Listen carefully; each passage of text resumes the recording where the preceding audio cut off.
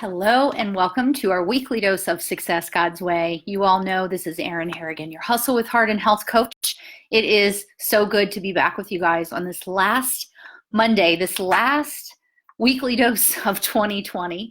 I've spent the last few days talking to you all on our daily dose about planning for 2020. So I just have a few tidbits from some things that I've been reading and listening to over the last week, most especially in some of the books that I've been reading, but really tuning into some of the sermons by Elevation Church and what Pastor Stephen Furtick has been sharing. And I just have a few things that I really want to share with you guys tonight as you're planning toward 2020. So by the time you listen to this, it will be Saturday, January 4th, I think, because I always record these ahead of time. And you'll probably be knee-deep in finishing up your 2020 plans, or perhaps using the weekend, that first weekend in January, to really dig in to your 2020 plan. So I hope that you'll find this really helpful by the time you listen to this, either watching it live or on the YouTube channel or in our podcast. So let's go ahead and dig in. You know, one of the things that starts to happen when we get to this point in the year is we start to think about, you know, where we thought we would be and what our plans were, and then where we've sort of ended up. And you may have friends in your life who feel like they just want to get rid of 2019 and move quickly into 2020 and put this year behind them. And one of the things that I think happens, especially for us as God-centered entrepreneurs, is we sort of have our picture of how we thought things would go and the goals that we set and the things that we thought we would accomplish. And sometimes we get to this point in the year and we've accomplished those things and we're celebrating, and hopefully we're giving God all the glory for that, right? But there are things that perhaps we did not accomplish, and maybe we feel a little bit disappointed about that. But one of the things that came forward for me in a recent Elevation Church sermon, which I believe the title, I'll post the link in the show notes. I believe the title was, "This is not how I pictured it," is that Pastor Furtick said, God is not building your picture. He's not building my picture. He's not building your picture. He's not building our picture in what he calls us and what he's doing in our life, or maybe not doing, but he's building his purpose. And I think that's really challenging for us as God-centered entrepreneurs, because obedience itself, as Pastor Furtick says, is letting God set the direction, even if it doesn't go in the direction we want, and even if we don't have the details. So our obedience as we surrender our businesses over to the Lord, and I talk a lot about this in my upcoming book, our obedience is really allowing God to have his way, whether or not he gives us all the details. And when that picture doesn't look the way we thought it would, it can be really frustrating, and it can be challenging, and it can sort of set us into a tailspin. I want you to think about the holidays.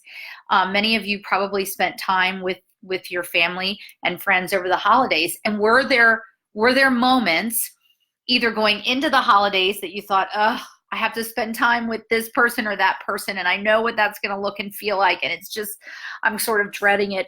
Or did things sort of go awry and therefore were not what you pictured? Well, the same thing happens in our business. So I want us to be really careful as we're looking back on 2019, which, as you heard me share on our weekly dose last week, on the last podcast episode, as well as in the daily dose over the last few days, that we do need to look back over the year, and not longingly from a point of, oh, these things didn't happen and I wish they had, but what can we learn from that? And what did the closing of this door lead to the opening of another door for us? That we understand that through all of this, while it may not be what we pictured, that God is not building our picture. He's not here to do our beck and call, right? Not to be at our beck and call. He's building his purpose. And that oftentimes that means that the path that we set does not turn out to be, or the destination we thought we were going to does not turn out the way we thought it would, but it's exactly the way God intended it to be. So I think let's keep that in mind. The other thing that I wanted to share with you tonight, and this is loosely based on a prayer that a friend of mine, Dr. Sherry Yoder, by the way, follow Dr. Sherry on social media. I've talked about her before. She has a Thriving Thoughts podcast. It's fantastic. So I'll put that in the show notes as well. But this loosely comes from something that she shared with me. And the way that I captured it was this: Lord, you know what you've called me and qualified me to do. Show me how to do it your way and keep me focused on godly diligence. I added to that, and daily discipline. So what does this mean? You know, as we're looking ahead to 2020 and praying over the goals that we want to set and praying over what we want to accomplish, and always remembering that ultimately we're not asking God to bless just, hey, Lord, here's what I'm going to do, bless it. We're asking him to show us what truly aligns to his purpose. It's acknowledging that he knows what he's called us to do. He knows what he's qualified us to do. And asking him to show us how to do it his way, and to do it with obedience, and to do it with diligence, and to do it with discipline. So as you're looking at your 2020 goals and you're looking at what you want to accomplish in 2020, or maybe something that you started in 2019 that's going to come to fruition, for me, that's my book, you know, putting that in his hands and acknowledging that it's his plan and purpose to guide you to where it is that you want to go, and to not stand back and wait idly, but to take the inspired and the intentional action to get it done. I was talking to someone today about someone on their team, and they said, you know, this person is always seeking inspiration and seeking scripture and seeking, you know, godly wisdom to take the action, but then they never really take the action. You know, you can set a goal to read 12 books. That happens to be one of my goals for 2020, but are you going to apply what you're learning? And I think a lot of times we set these goals, but then are we truly taking the action? And then are we also allowing for the flexibility for God to move and shape us and move us in a different direction? So let's be clear that we have action to take. But as we take that action, and perhaps God redirects us and we don't end up where we thought we were going to end up, to really evaluate, was that our goal or was that God's? And what did we learn in the process of being redirected somewhere else? A very personal example is that this year, I started out this year launching Hustle with Heart coaching and speaking. I was just completely blown away at what God put in my path, the coaching clients that he brought to me and the speaking opportunities, and still very clear on what he had asked me to let go of. And then in the summer, I decided that the things he told me to let go of, I didn't want to let go of. So I started putting action around those things.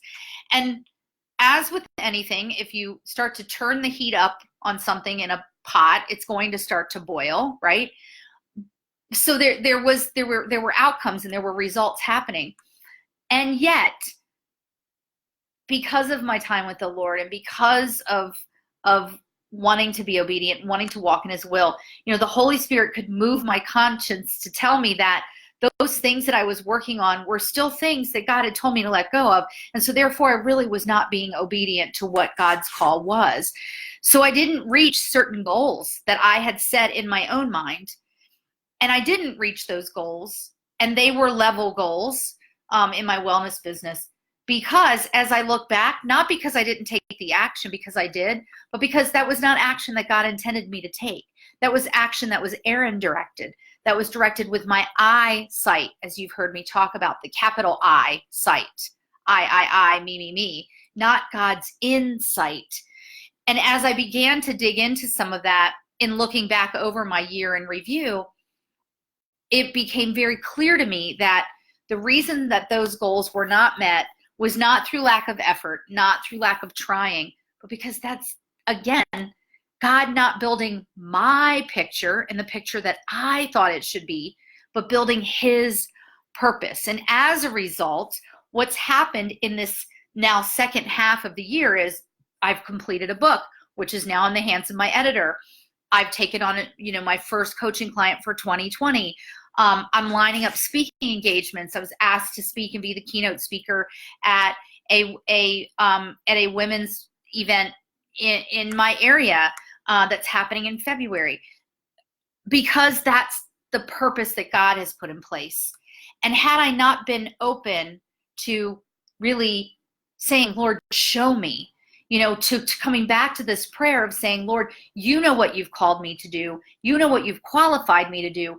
Show me how to do it your way, and keep me focused and disciplined and diligent in taking the action that you've called me to take. So as you're looking back and then planning forward, remember that having him at the center of our business means he already knows what's best for us. So let's take a careful look at, are we asking him to bless what we want? What may be the logical next step in our business, according to a compensation plan or according to a promotion level or whatever that is. But is that truly where God wants us?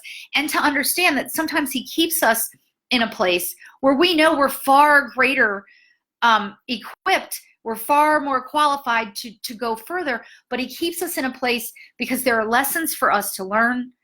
And perhaps there are people whose lives we can touch in that space that will have far-reaching implications, that will start a ripple effect for generations we may never meet, that we could not have affected if we were already in that other place that we so desperately want to be. So I hope that's helpful. The last thing that I want to share with you, I cannot remember where I heard this. Perhaps it was in a sermon, perhaps it was in a Beth Moore event that I attended or what have you. But I have had this note in my phone for quite a while. And I'll show you where I'll show you what this looks like, and I'll post a picture of this as well. If I can post it in the show notes, I'll do that. But I have this note that says, read me first daily. And it's a list of some of the things that I've said to you tonight.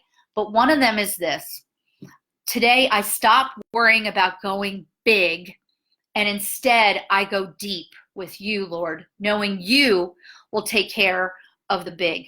So what does that mean as we close out this last weekly dose for 2020? Very often we hear, go big or go home. If you're going to do the work, you might as well go for the biggest prize. You might as well go for the highest level. And so I think sometimes it's very easy for us to get caught up in the noise of the world telling us to go big. And I don't know about you, but because I am a type A, I like to say a recovering type A. In my book, I refer to it as a type A woman goes rogue. I am all about going big, because if I'm going to do the work, I'm going to go for, the biggest reward or the biggest result or the biggest outcome. And most often for the biggest impact that can impact the most lives. But where that puts me is in a very, me personally, my story, that puts me in a very anxious place, in a very, where I'm sort of wringing my hands and, oh my gosh, and I have to go get this done and I haven't done enough. And then I get into this whole circle of I haven't done enough. And when I first wrote this and copied it down from wherever I heard it, what struck me in this is that it's not about us going big. It's about us going deep. It's about us going deep with the Lord, deep into his word, deep into our consistent time with him. Because if we're deep in with him, he takes care of everything else. I think as Dr. Charles Stanley says in his Life Principles Bible, it's obey the Lord and he takes care of everything else. The point is that his big is so much bigger than we could imagine. It has no easy human boundaries around it. It has no time. It has no chronos time, no chronological time to it. His big is so much bigger than what we can imagine. So we don't have to worry about going big. We can just go deep. And so if you feel the world's pull to go big and set big, hairy, audacious goals in 2020. There's nothing wrong with that, but go deep first. Spend that time with the Lord first to really understand what those big goals are. And then I'm not telling you not to dream big. I'm simply telling you to temper that, to allow yourself to go deep with the Lord first and see what he's calling you to put on that piece of paper to be big. And if you do that, I know to the core of my being that God will bless your obedience. And it may not look like the picture that you've seen on social media or that you've pasted in your own mental scrapbook, but that his purpose is to do big things in and through you as a God-centered entrepreneur. And if I can leave you with one thing as we close out 2020, and as you're listening to this at the beginning of, or close out 2019 and you're listening to this at the beginning of 2020, I might have gotten all my dates backwards, I don't even know, is that the deeper that you go with him, the closer that you are to him, the more obedient that you are, the more that you open your eyes and ears and your heart and your mind to be diligently and disciplined in pursuing first your relationship with him above all else, that he will bless your business because he's given you this vehicle to impact lives. And that blessing may look nothing like you think it should look. The business that you're in today may simply be a stepping stone to something bigger. He may be calling you to stay right where you are right now for the lessons and the impact that you can make. But rest assured that he knows, and he has made that purposeful for you. Ephesians 2:10 tells us that, right? We are his workmanship, and that the works that he has for us are predestined, that he will bless that. The question is, are we willing to see that through his insight versus our eyesight? I want to personally thank all of you for following along this entire year. We are up to episode 45, I think, on the podcast. And I've done this daily dose, I think 364 days. I think the only day I missed was Christmas Day purposely. And I want to thank you so much for following along with the Daily Dose on Facebook, in our Success God's Way community, and certainly on the Weekly Dose and the Hustle with Heart podcast. I am excited about 2020 and to see what unfolds for us. If you're not already part of our Success God's Way community, please get over there. I'm going to be polling the community, Wednesday, Thursday, Friday on the topics that you want to hear about next year, and what are you struggling with, or what are you praying over? I'd love to know what those are so that we can bring those to life for you in 2020. And I am personally just so grateful to be God's messenger, to be his vessel, and to see how else he molds me and Hustle with Heart in 2020. So thank you for tuning in. I wish you all an incredible happy new year. Be safe, go out, have fun, show the world love. I think that's one amazing thing that we can do as God-centered entrepreneurs. And I will absolutely look forward to talking to you guys in 2020. And by the way, we will not have a live weekly dose on Monday, January 6th, because I will be in Jamaica on my family vacation. So I will be doing a daily dose every day, but we won't have a weekly dose next Monday. But rest assured, I already have a podcast lined up for you guys. So thank you guys for tuning in. Have a wonderful New Year's celebration. By the time you listen to this on the podcast, you will have had your wonderful New Year's resolution or New Year's celebration.